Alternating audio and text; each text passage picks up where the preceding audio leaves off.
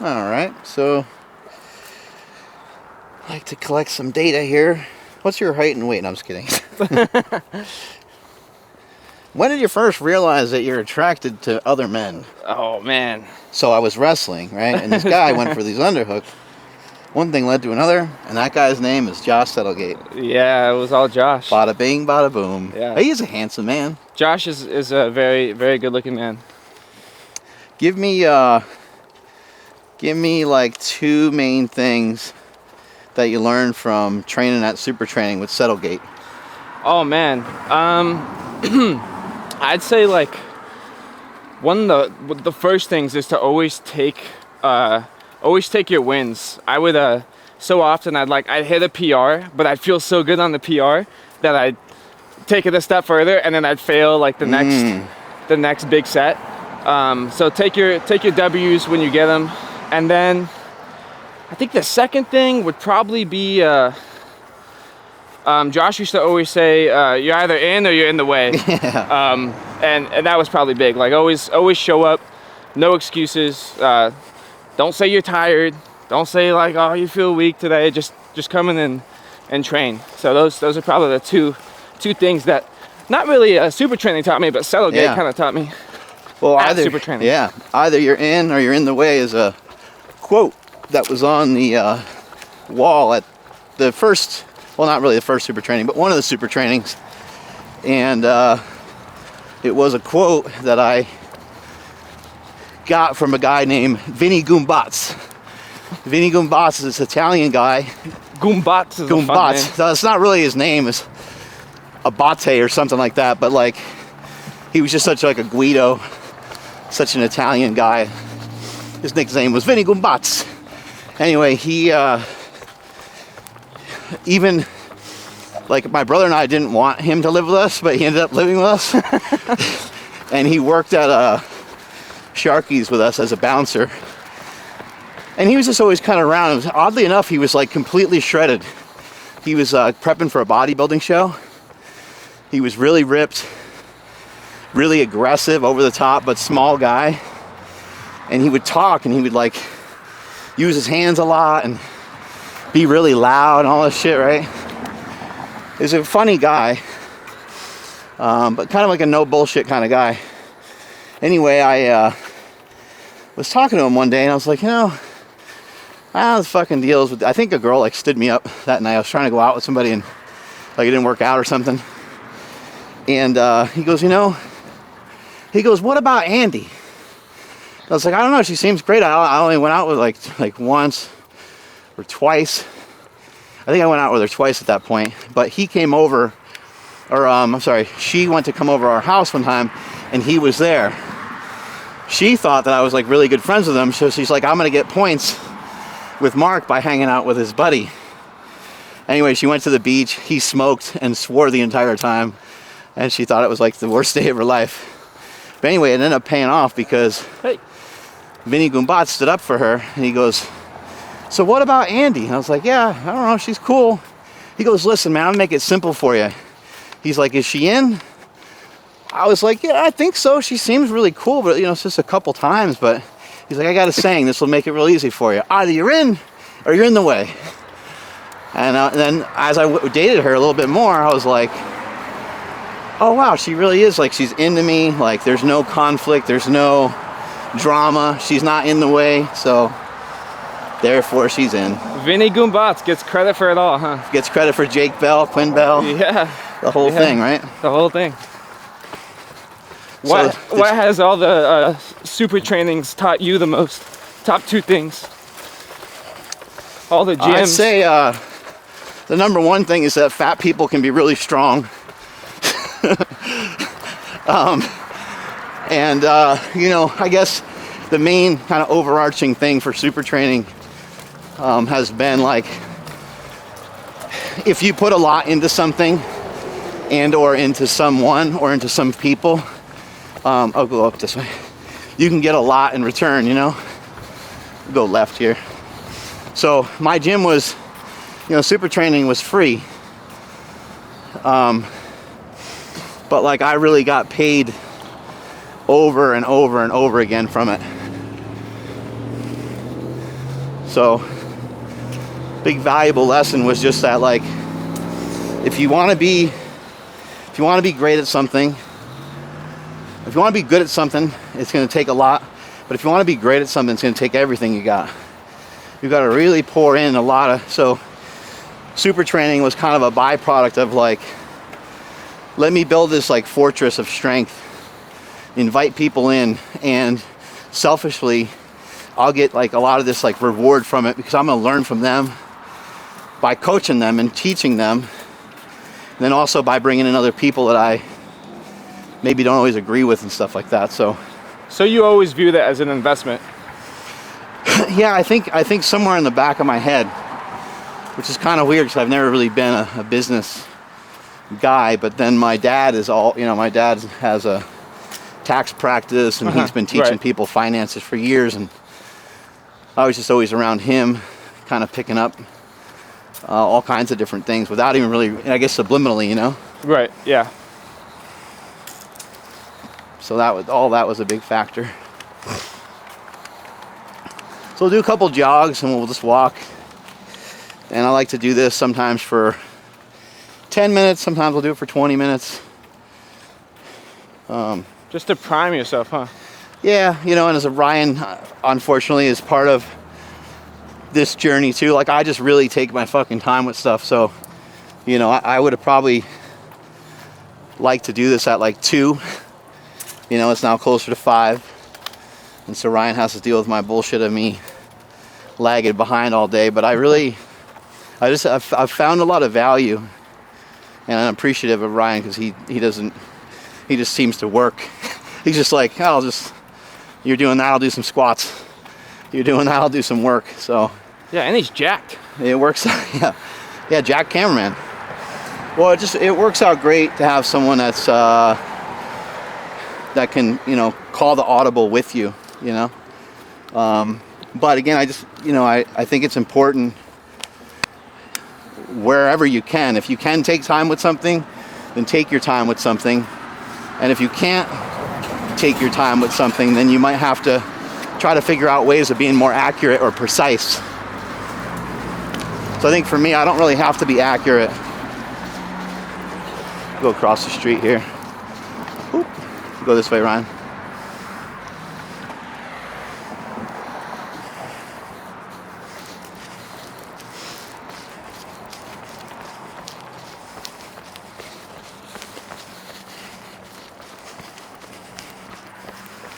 We could go to like a track or something like that, and I do that occasionally, but I kind of like the energy of some people driving around and shit like that, and it's just, the track is kind of a little boring, going that little circle. Yeah, you also could get some hills or some going downhill or uphill. The other thing I don't like about the track is that I think I'm going to think about running fast there. And for me, for now, I shouldn't really be thinking about that.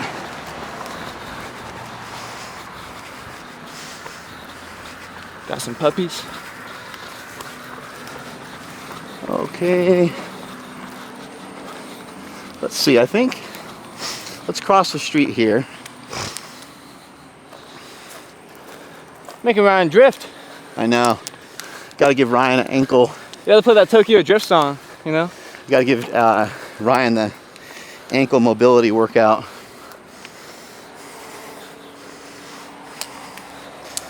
So something that we're going to do for today, Eric and I, we're gonna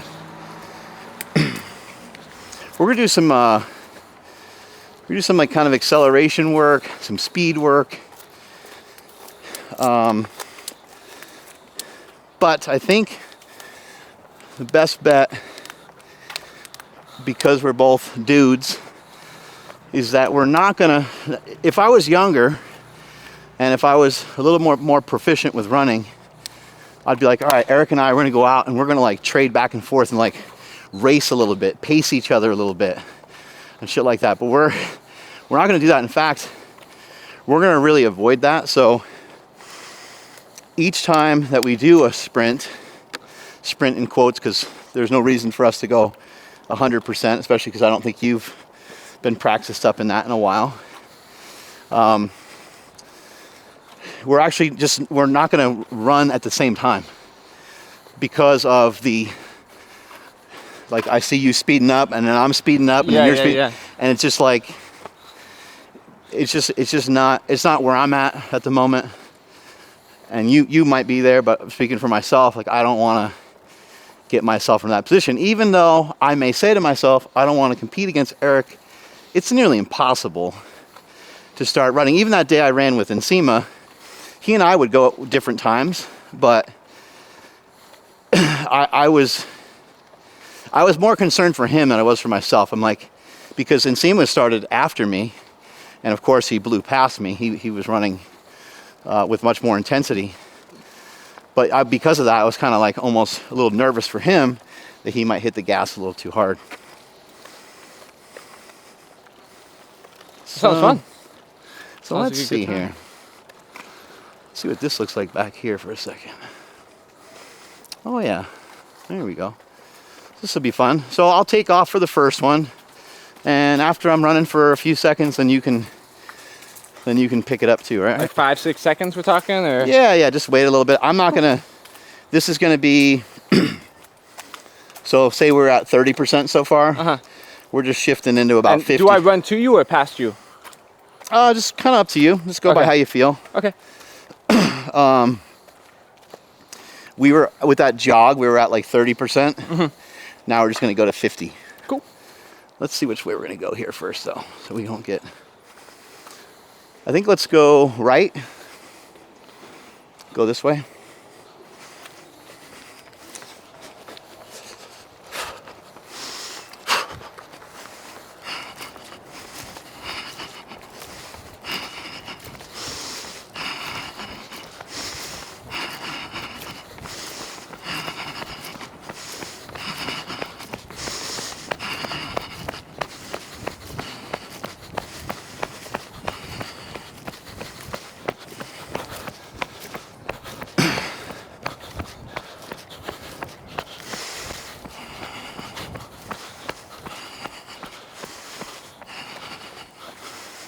Is that kind of the right idea?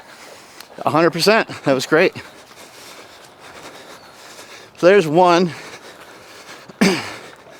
Probably do, depending on how the intensity goes, anywhere between 12 and 20 of those.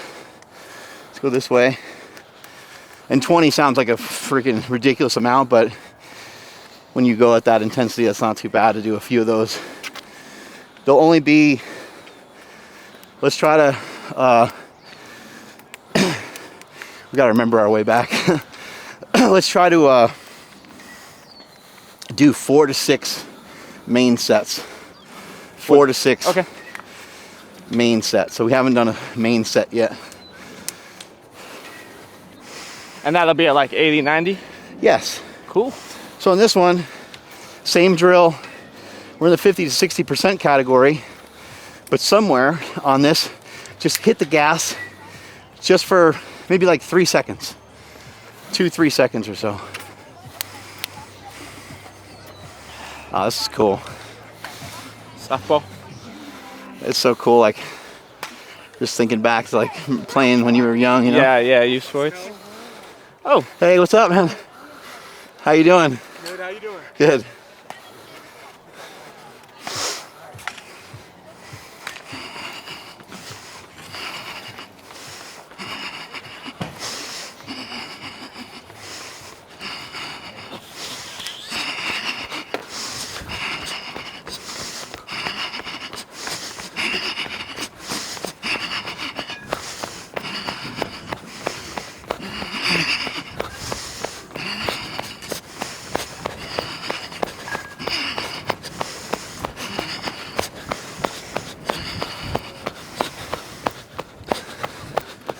Like I'm gonna come right out of my shoes.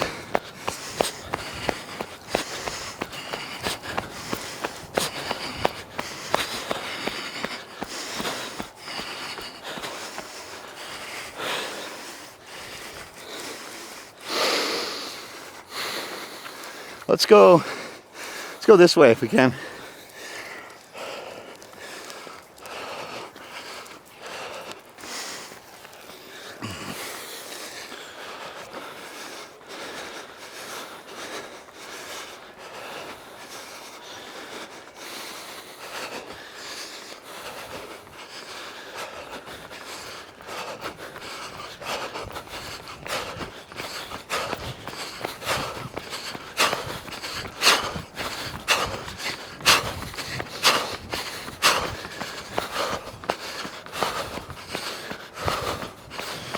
Woo!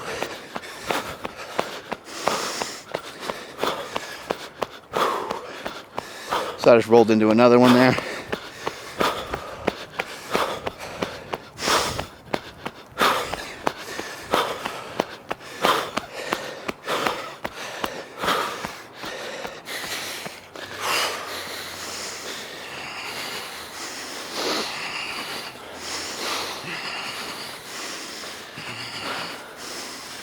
Oh, it's kind of fun. Little tunnel. Yeah. Go through the tunnel. Tunnel of death. Gotta tie my shoes up a little better before the big runs. So we got a little bit of an incline. This will be nice. Have you ever been to Six Flags?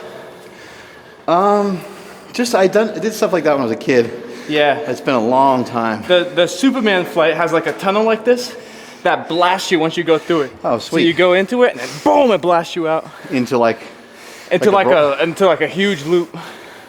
that's the one that has like a crazy drop or something, right? Yeah, it's got a crazy drop and it only holds on by like your hips. Yeah. So like holds you upside down for a bit too. It's pretty gnarly. That's pretty cool. So this one's gonna be a little different. We're making a lot of these quite different. This was gonna go from a cold start. I have been messing around with these about like this much. Like it's been a tiny, tiny bit. I'm not really gonna like start off like with some sort of crazy speed, but it's just gonna be a faster acceleration than what I was doing before. Let's do it.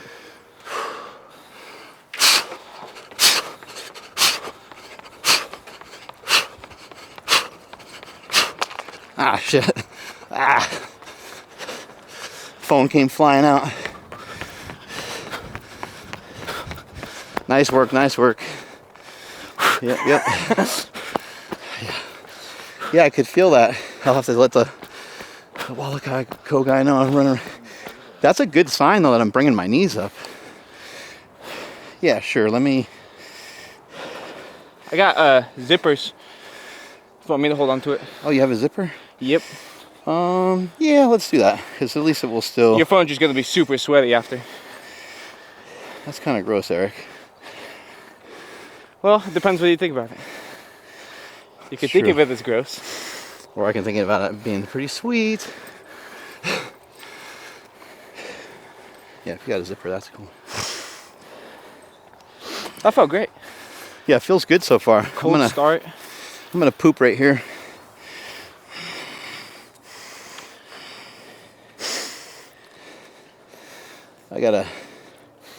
I don't think this company Ultra, I don't think they were like prepared for somebody as fast as me to get in these things. Now this is a great shoe. Ultra running shoes are really nice. They did a good job. And this shoe has like appropriate padding for me. I wonder if I lace up that top one too, eh? It's being, oh, there we go. No, I won't be able to, oh, never mind. That'll be a nightmare for me to try to get that. They let you do this in wrestling, Eric? No, they actually hit you for a stalling. If you stop the match to even touch your shoelaces, you get called for automatic stalling. But sometimes you might actually have to, right? Your shoe so if your shoe's coming off, you might actually kind of need to. No, they say if basically if you come to the mat unprepared with loose shoes or stuff like that, that's your fault. That's on you. That's a good rule. Yeah. Because people are gonna fucking cheat, right? Yeah, yeah. And stalling's kind of big in wrestling because pace is a big part of the sport. So if you're putting the pace on somebody and then they're like, oh, I gotta tie my shoe, you know, then they get a second to breathe. And some people's weapon is just their pace alone, just being able to put it on somebody for 7 minutes straight. Oh, nice. I think like whenever there's a conversation like that going on, especially between women, you can be like, you just need to drop him. Like, honestly, it's not good for you. Yeah. I heard what you said. It's not gonna work.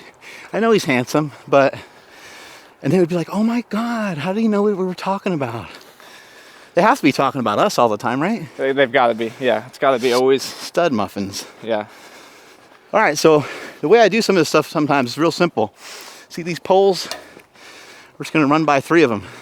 Cool. I see 2 of them, so the third one's gotta be somewhere. And so just kind of pick your speed.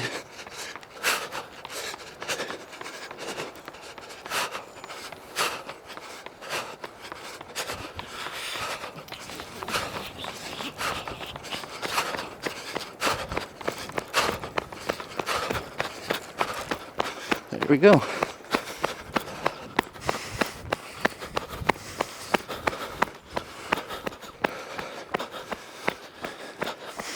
We get a little cardiovascular in here by jogging through it.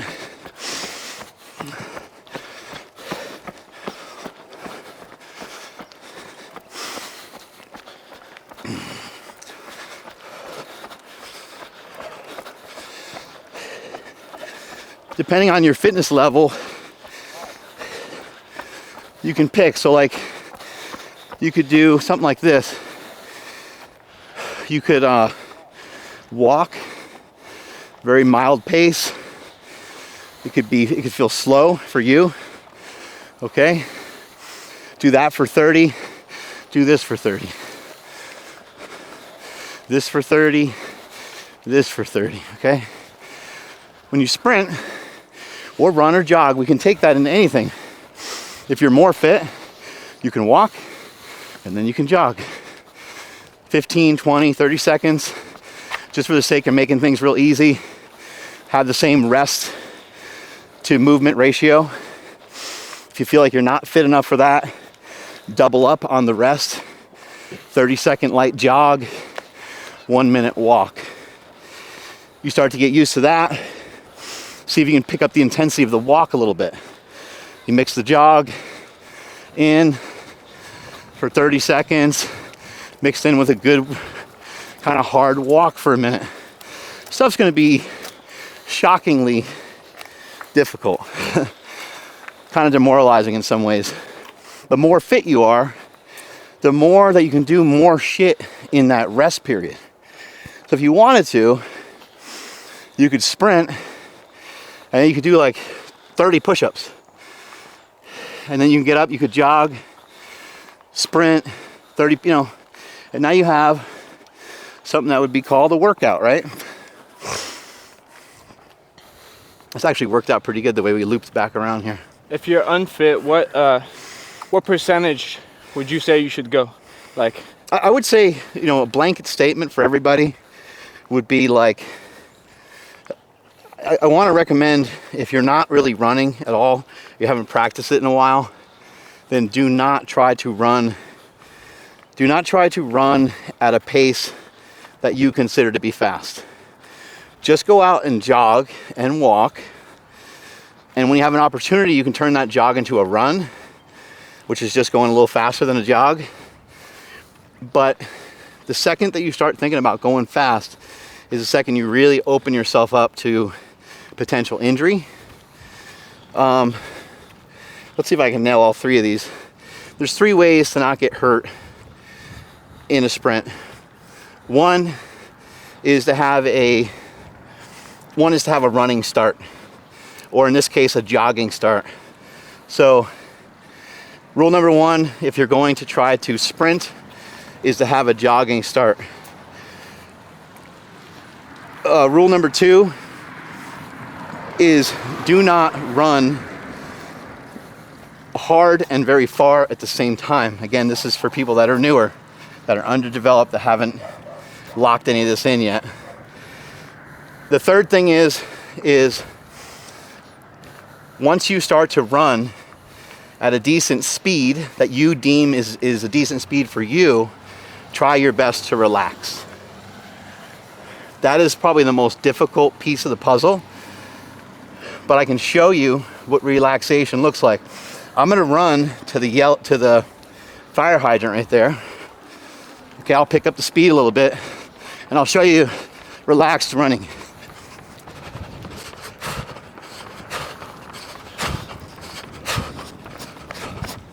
That right there.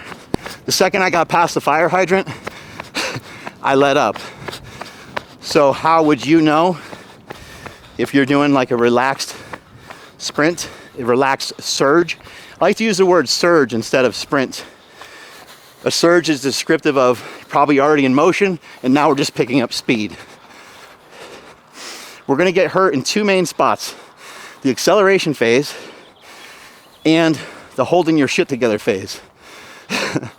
And so if you start with a running start already, you are eliminating the probability of getting injured. We'll run down this way. So that's really what we're trying to do, is we're trying to just like really, you can get hurt doing anything, you know? I've gotten hurt before on a run when I was running like this fast, and like something in my, like my calf or back of my knee, and I was like, I was unaccepting of it. I was like, there's no way, there's like, okay, it's a cramp, you know? When I get out of the car after I hydrate and stuff, like, there's no way this is an actual injury. I was wrong. I was messed up for like 3 weeks from that. So, and even then, that was me trying to follow a lot of the rules that I still have now, but this is just a difficult task to do. So yeah, the key components I think are surges, and try not to sprint. Try not to do your surge for too long. When you pick up speed, sometimes this could look like 8 yards. You know, like right. eight. If someone's like, yeah, I went out and I did, you know, 10 8-yard sprints, I would say like, that's awesome. That's a great workout. Like if you haven't done shit in a long time. If you've been doing stuff, you can probably forget some of these rules. All right, I'm gonna go down this way to the left. This is gonna be a little bit longer one with a pickup. And I have the advantage, I can look at my watch. Are we going at separate times this time, or together? Yeah, let's stay separate. Okay. For a few more. We can go together on a couple of them. Cool, let's do it. We're just gonna go a little further on this one. Going left. Oh shit, okay. Okay, back down the hill.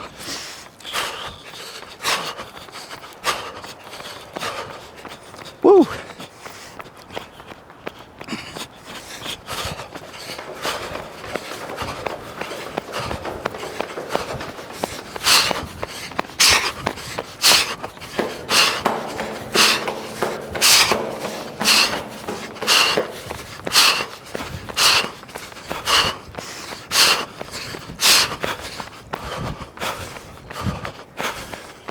Woo!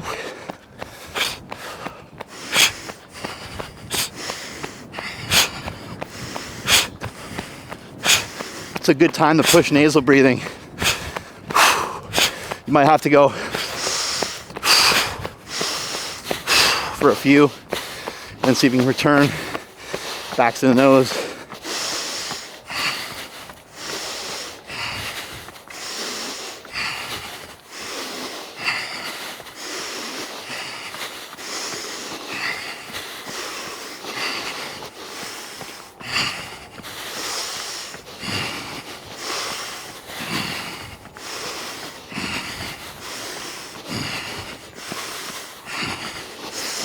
That's feeling really good. Feeling really good. Go this way.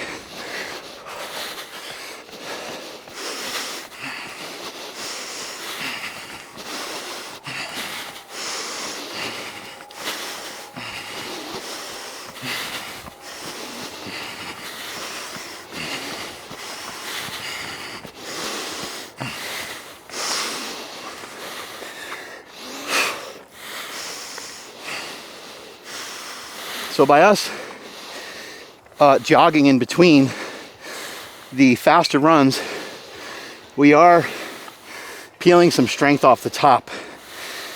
And so that's also another area to be conscious of and think about. If we do that a bunch, we end up with some like flat running. Basically, like it can be harder to like really accelerate and go fast. So the next 2 sets or so, let's hone in on a little bit stronger surge with the mindset of relaxing. And we want to hold on to 70. We want to try to hold on to 70% and see if we can tick things up to closer to 80%. So we're still keeping staying at a pretty low percentage. Let's go this way. Watch out for the bike too.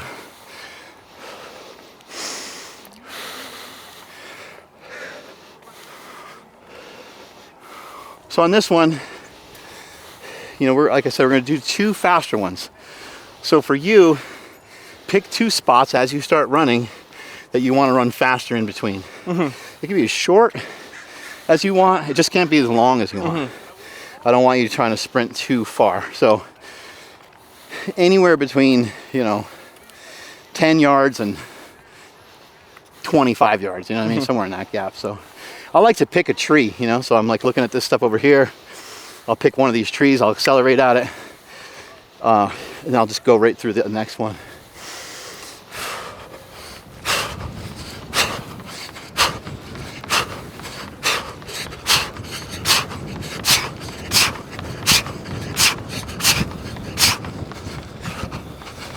Oh, I'm starting to feel it, starting to feel really good. Starting to feel smooth. I still need to, you guys are probably watching, you're probably like frustrated. Real Eric. Probably almost getting frustrated when you watch me, almost like you get frustrated watching someone play a video game. You're like, why can't they make that jump? Why do they keep falling into the lava? My answer is I'm trying. Like I'm actively thinking about driving my knees forward. I'm actively thinking about certain things. But so many of these things are new. And unfortunately, I have like a little bit too many things to think about. Like I'm literally overthinking it when I'm aware. But again, I'm trying to do the best I can. I'm trying to get the arms going, and each time I go back and watch the tape, I'm like, damn, I'm still way off, you know? But it's just gonna take time. And even when I was younger, even though I did track and stuff, I never really actually knew how to run. And I did a lot of this, and I'm probably still doing a lot of that. I gotta remember kind of the cheek-to-cheek rule. Most people are kind of in favor of that. I need to bring the forearm up kind of in front of the body and bring the knees up. So this next one I'm gonna do is gonna be mainly focused on addressing those issues. A little bit more technique. Like, let me see if I can drive the knees. Let me see if I can kind of drive the knees. Not necessarily like trying to really drive them up, but it is sort of up because I'm really trying to drive them forward. And if I drive those forward and I drive my arm back, I should be able to create this nice kind of synergistic whipped cream where I'm able to really move really well. We'll go left here. I think we're back towards the beginning again. We're not. I think we should have went left that way. Oh. Yeah. That's okay. Well, I'm sure we'll get back if we go left here. Yeah, left and left. I think we're back on the main street, I think. Or at least we're close to that somewhere. Yeah, it doesn't matter too much. It's okay if we're lost. I'll just have you take your shorts off. I mean, if we're lost, I'll get us back. I'll get the phone out of your shorts. Okay. So yeah, a little bit more on the technique side. Let's go, Smelly, come on.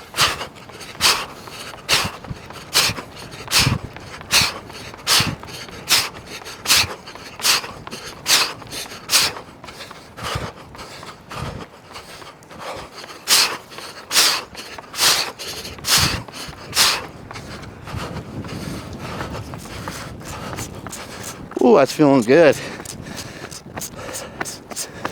That's all I can really say about it is it feels really good. Yes, sir. Nice, Eric.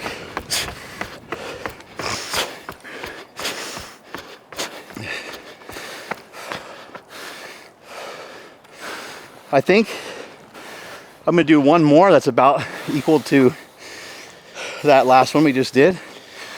And from there, I'm just gonna die.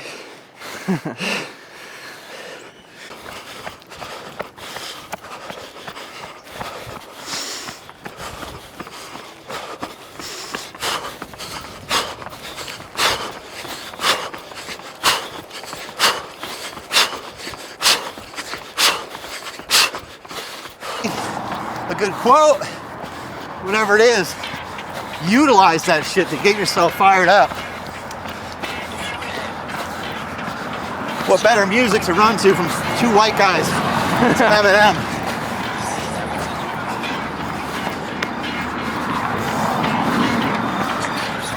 9:30-minute mile pace.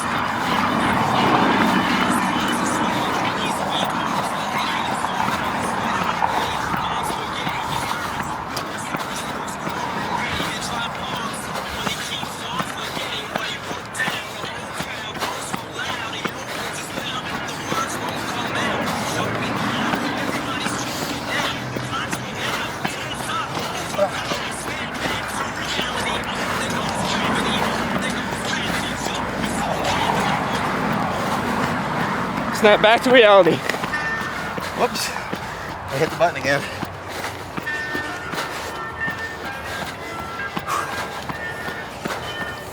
That's the other thing, is try to be mindful of what you're doing. If you're running and you're running hard and you're exerting yourself, be mindful of the work you're putting in.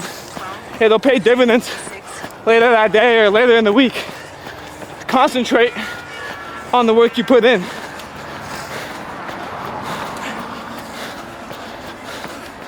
Yes, sir. Also, lose yourself a little bit. Have some fucking fun. There's no wrestling coach here. There's no powerlifting coach here. But you're here and you owe it to yourself. You know your body keeps score.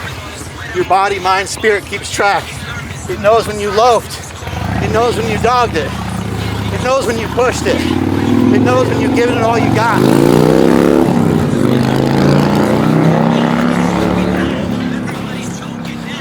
Make yourself proud of yourself.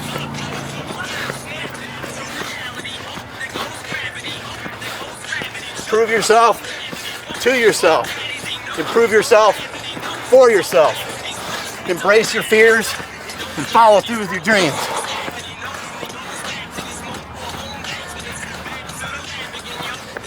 Make yourself more robust, more powerful, more stronger-ist.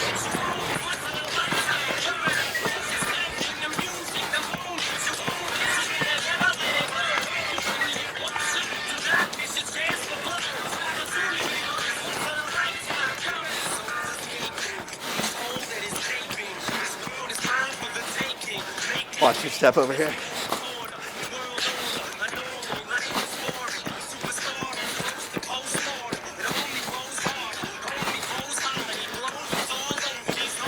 All the way to the door. You touch the front door.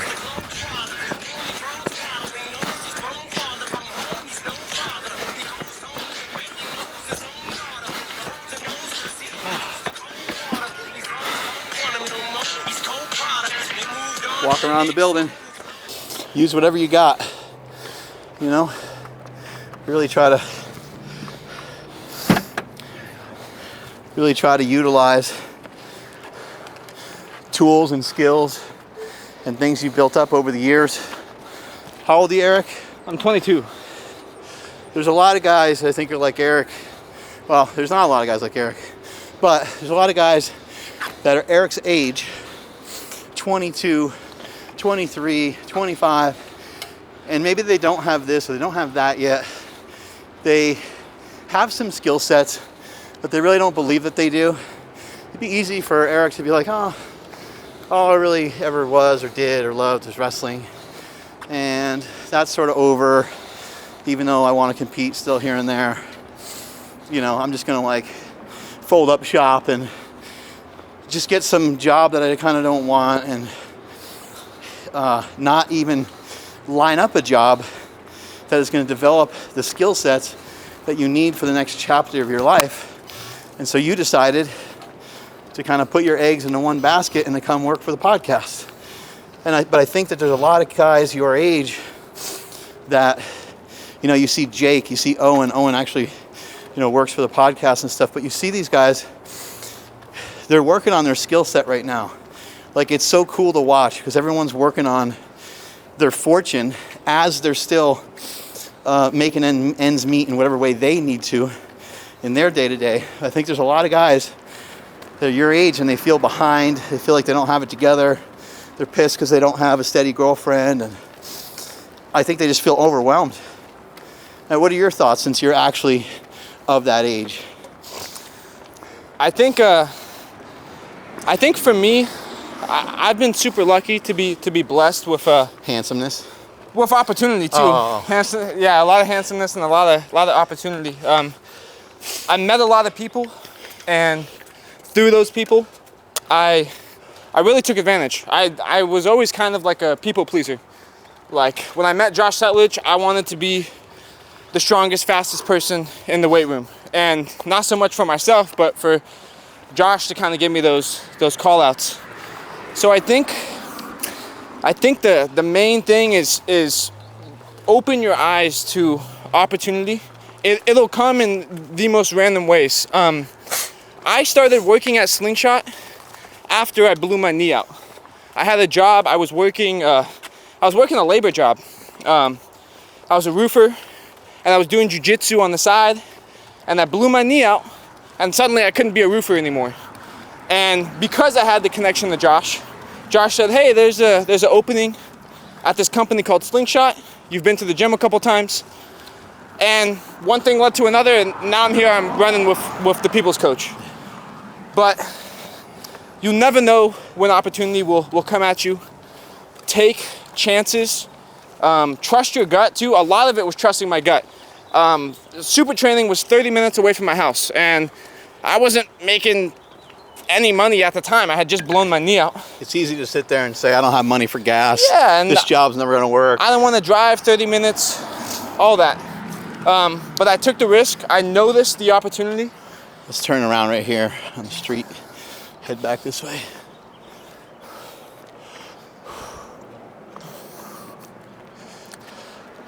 And I think you have to have a good mix of noticing opportunity, but also being patient and trusting in what's to come.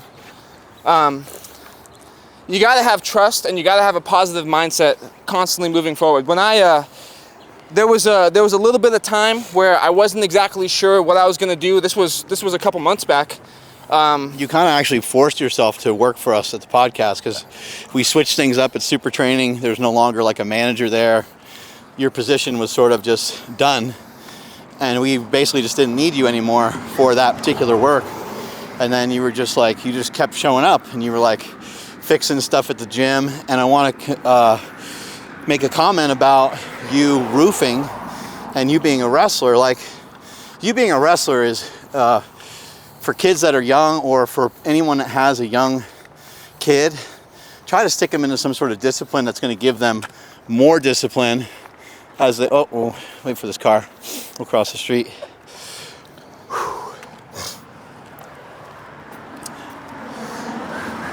Across the street. If you're, have a kid or a young family member, like, or even just for yourself, like, get yourself into a discipline or get them into a discipline that will give them more discipline, because your wrestling background certainly helped a lot. It helped with Josh as well. You know, Josh still to this day being like the most assertive, most poignant, most punctual person that I've ever had the opportunity to work with. And then I saw that in the people that he coached as well. It rubbed off like onto guys like yourself But I'm going to take a wild guess and say that maybe you wouldn't even done that roofing job if you didn't wrestle. Because wrestling makes you a little grittier. You're like, I don't mind some manual labor. I don't mind getting my hands a little dirty. You did the roofing job, but then it paid off by you working in here, because I broke one of the machines that we have. I was trying to do some lat pull downs, and the machine let me know that I was too fat, and the cable snapped. And then Eric, a handful of days, fixed it. He's been hanging up some signs. He's handy dandy with some stuff in the gym, and that's just one more attribute to where I'm like, we gotta keep this guy around.